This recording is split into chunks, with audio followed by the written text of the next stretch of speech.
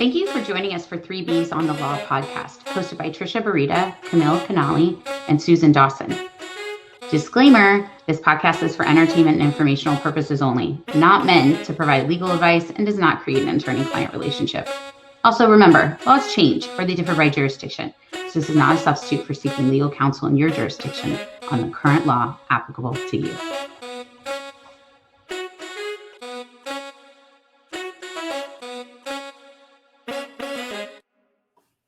Hi, everybody. Welcome back to the 3Bs on the Law podcast. I am super excited to have here a special guest, Amy Winter.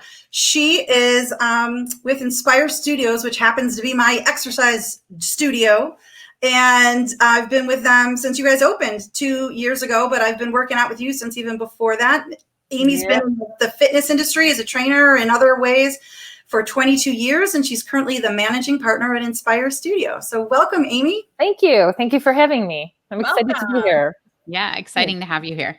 Yeah, I'm super excited. We have been doing a series on how business is pivoted, and I've been telling my other Bs here that I've been so impressed with Inspyr and how, it's not a big global gym. It doesn't have huge, mega dollars and publicity and marketing behind it. And yet the way that you've operated through Inspyr and kept your members engaged and your coaches engaged has just, to me, been, this is cheesy, but inspiring. So thank you. That's good. I like to hear that. Thank you. So why don't you tell us a little bit about Inspyr and then maybe go into a little bit how COVID affected you guys. Okay, sure. Yeah. So Inspyr started kind of in the corner of a restaurant with my partner and myself, kind of just talking about what can we do that's not being currently done in the area. So we decided we were going to just start with cycling, and then we opened the strength studio, and that evolved into strength and then yoga. So we had it all became cycling, a strength, which is like a HIIT interval, and then TRX. So we were able to use, I don't know if you know what TRX is, suspended body weight training. And then we kind of, yes, I know. I actually watched his story, like the guy who created did you? it. It's a great. So we had the ability to suspend like 20 people in the one studio. We had engineers come in and all of this. So, and then we brought in, we've been doing special events. We did a lot of fundraisers. It's actually almost 3 years, believe it or not. So, wow. And so pre-COVID, we had the ability to have 36 people in the cycle room and 24 in the strength room. And we did back-to-back classes, and then we would move the equipment for yoga, and it just, a lot of things have evolved. So that's pretty much what we do. And we still do. We just do it differently now a little bit. So that's Inspyr. It's, and now we have on demand as well. So our goal was really to have a place in the community where people felt not intimidated, come into the gym, get to know the people around you, love what you do. And, it says at the front door is a saying that I've always said to my clients and my people who took my classes is half the battle is just showing up. And you see that every time you walk into the studio, just show up and we'll take it from there. Yeah. So, Yeah, I totally agree. One of the things I love about Inspyr is that I don't feel intimidated when I'm in there because I'm definitely not the most fit person in that room. Well, and we've got everyone from the least fit, we've got people who are fit, not fit, and we try to get everybody feeling like they're part of our crew, right? Family. So yeah, right. So you have a unique business in that when COVID hit and Illinois was shut down, you couldn't open your doors. Nope. And your business was 100% inside those doors. Yes, 100%. And it was funny. I was saying that I was out of town, out of the country at that time. And it happened so quickly that I was talking to my partner on the phone, and he said, I said, no, don't close the doors. We'll be fine. And then he called me and said, we have to close the doors. And it was just very surreal because I really never saw that coming. I mean, we talked about it. We saw what was going on, but we never really saw that coming. And when we did, we had no choice. So now what do we do? It was kind of like, okay, now what do we do? Right. I was signed up for a class the day you shut down, and I got a text. Don't come. Don't come. We're shutting the door. I was there like the day before you shut down, and then I was signed up for the next day. And the hardest part about that is that we were waiting for direction from the government. And even to this day, every time we hear, they're going to change a phase, we sit back and say, okay, what are they going to do? And then the hardest part is that the government, obviously doesn't understand exactly what we do. They can't. With all these businesses, they don't understand what we do, the person next to us does. And so they make these rules for everyone. And I understand that because they have to. But sometimes the rules that we get, I'm like, oh my gosh, I wish they would just come in and see what we do. And, but we ebbed and flowed and we made it through. So thank goodness for the team we have, is all I have to say. Right. So during the first couple of months, though, while you were shut down, we were talking about this a little bit before, but what did you guys do? Because I thought what you did was really unique to keep your members engaged. So our coaches took the lead. So our head coach, and we started doing, not at the studio, they were live workouts on Facebook, and they were free. We just said, hey, whoever wants to come in and do a workout, just jump in. And our coaches started doing them, and they had a lot of fun doing them. Outside, inside, until we can get into the studio and do it that way. And then we were just trying to prepare for if and when we were going to reopen. But they came up with what they were going to do. I kind of stood back and said, okay, let me know what you need. And they figured it out. And really, the team that we have is so great. They work well together. They had a lot of fun doing it, which is part of it, And then, so we were closed it was mid-March until we reopened June 10th. So in that time, that's what they did. And, I would keep them engaged. I would send them emails. We would have Zoom calls. We would have, brainstorming sessions, things like that. But it was very hard because we couldn't be together. And that's, like you said, that our business was brick and mortar. I mean, this is where we were. And so it's changed a lot, a lot. So Amy, what did you do during that time? I see, the logistics, of course, the Zoom calls, the whatever, but as far as morale wise, how did you approach that with the culture being so drastically changed? You guys are used to being together, working out together. Yep. It sounds to me like some of your team, you got to see some sort of originality from them coming up with their own way on how they were which I'm sure is interesting. How did you continue to inspire them during that time period? Well, it's funny. I tried to send weekly emails and kind of give them some ideas for things to do. One of the things, our local library is so great. And I don't know, Sue, how much you've, used. I'm sure you have because you're very involved in the community, but you can take college level courses on the library's website, and it's no cost, and, all kinds of things from marketing to. So I was trying to look at various things that they could do. Hey, you guys are at home. If you want to learn more about Facebook marketing or whatever, there's so many things, communication. And, and I would send them emails and say, hey guys, I still see you. I still know you. And here's some ideas for you to do when you're at home, and I think it was a good regrouping for everyone, as hard as it was to be at home. Me, myself, I mean, I'm like climbing the walls, like, let's go. But really, we kind of sat back and took a better look at the business, because we opened and we ran through the doors and let's go, let's do this. And it was a really great way of stepping back and saying, okay, what was working, what wasn't working? And now let's try some different things. And that's kind of how I feel that not that they spent all of their time doing that, but, giving them ideas for, hey, this is what you could do to improve during this time. And I know a few of them got some certifications that they didn't have, and they did research on nutrition and things like that. So I think by the time we did get back together, I think everybody was ready, let's go, let's get back in.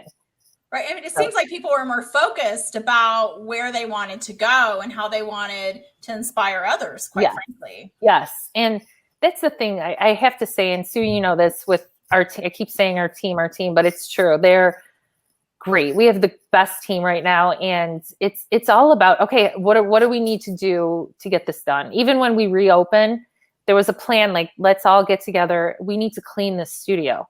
And so I can hire someone to clean it, but that's not what happened. They all jumped in.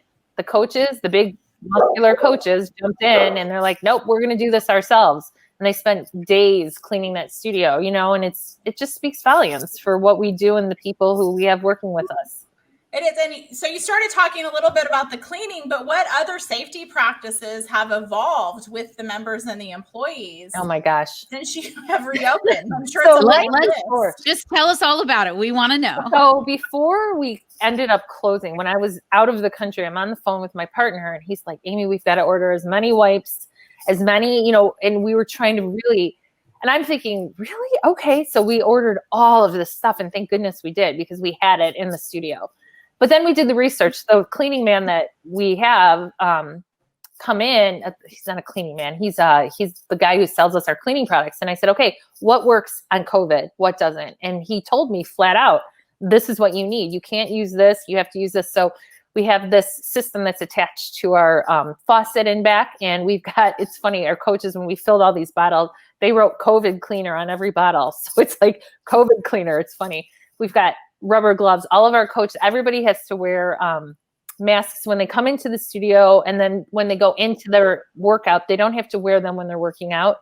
But our cleaning procedures in between the classes, during the classes, we are following the CDC guidelines to a T. We, the showers are closed, the drinking fountains are closed. We prop open doors so people don't have to open doors, as much as we can when they come into the studio. Everyone has to use hand sanitizer when they come in.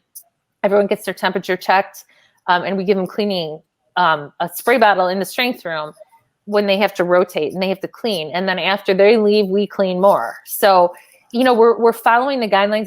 I actually was just at a doctor's appointment and saw this.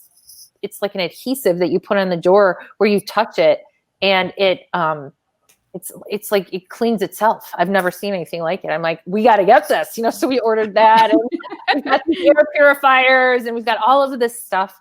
So we're doing the CDC guidelines and more.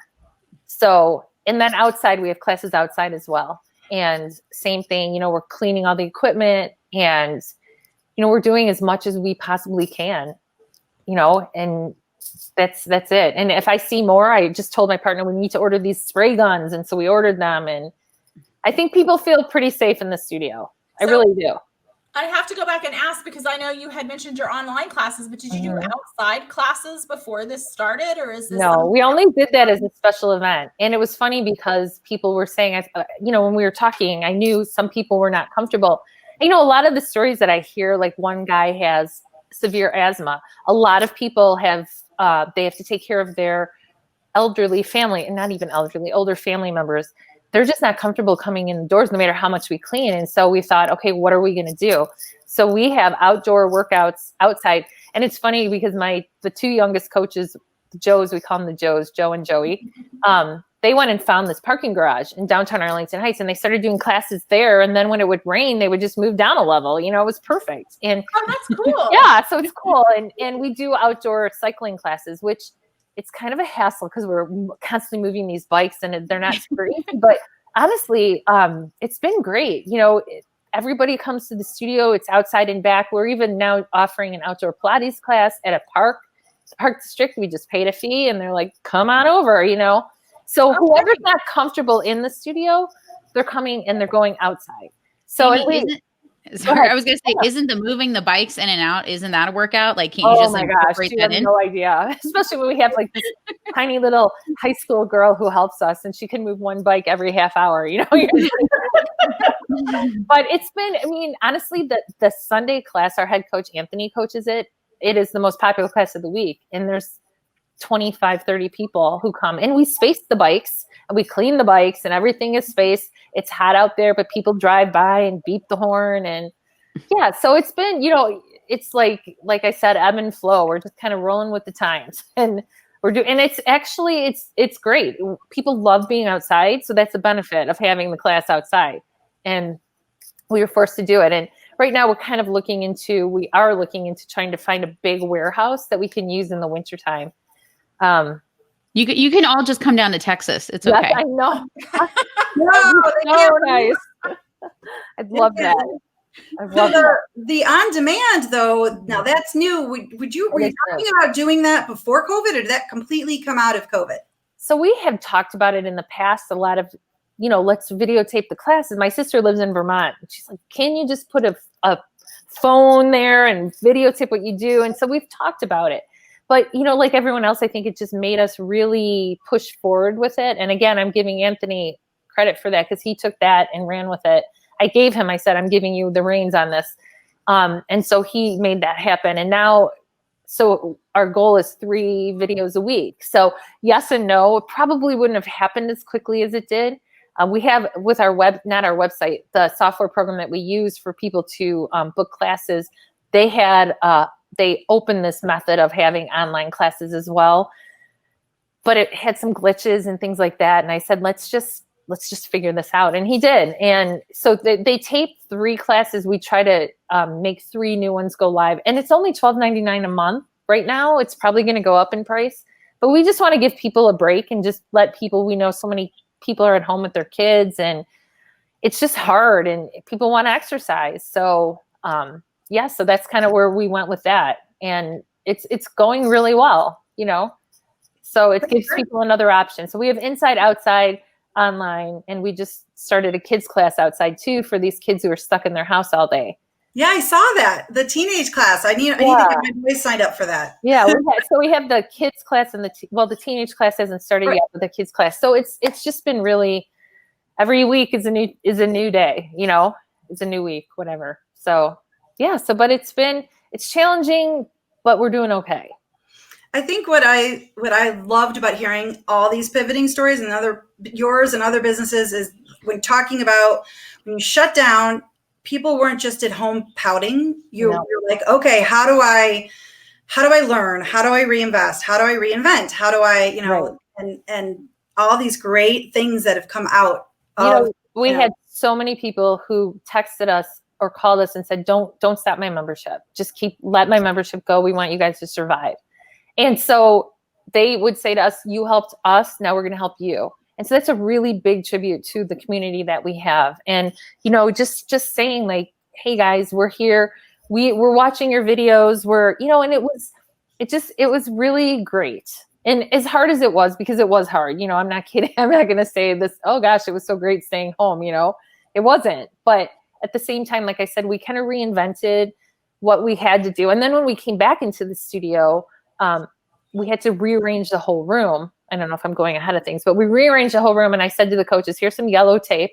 Now I need you to tape off the area so people know where they have to go. And I walk in the room the next day and they have this whole area. I don't know if you saw it, Sue. They have this whole area and they put hot lava in tape. No, I didn't see that. So in other words, don't step here. And it made me laugh so hard. It was like hot lava. I can send you a picture. They have all this yellow tape on this black floor and then this big hot lava with this face, like this danger face. And it was really funny. I'm surprised that didn't make it onto social media because you guys also do such a great job on social media before COVID with just like really cool, fun stuff on social media. So I'm surprised because I do social media. So I'm surprised. Maybe I'll have to put that up there. We're going to do it again. But anyway, so it's just kind of funny. They take the situation where it's hard and they make it like, let's just make this fun, So I give them a lot of credit. Well, it sounds like, God forbid, there's another shutdown. You guys are ready. Yeah, I mean, we are.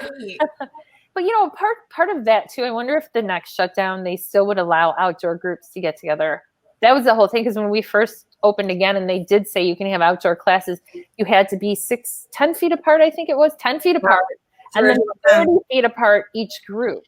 So, if we can continue to do that, at least people stay active and feel like they're moving. So I don't know. We're just, again, waiting for the guidelines.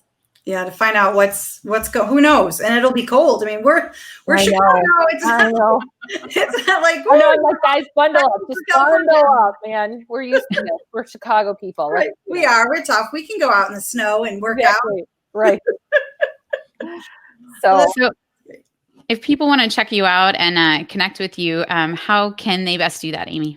Sure. So we have, our website is Inspyr Studio. It's INSPYR studios.com. Our online is inspyrstudiosonline.com. And then you could call or text us at 847-749-4630. So, or email us, but all of the information is on our website.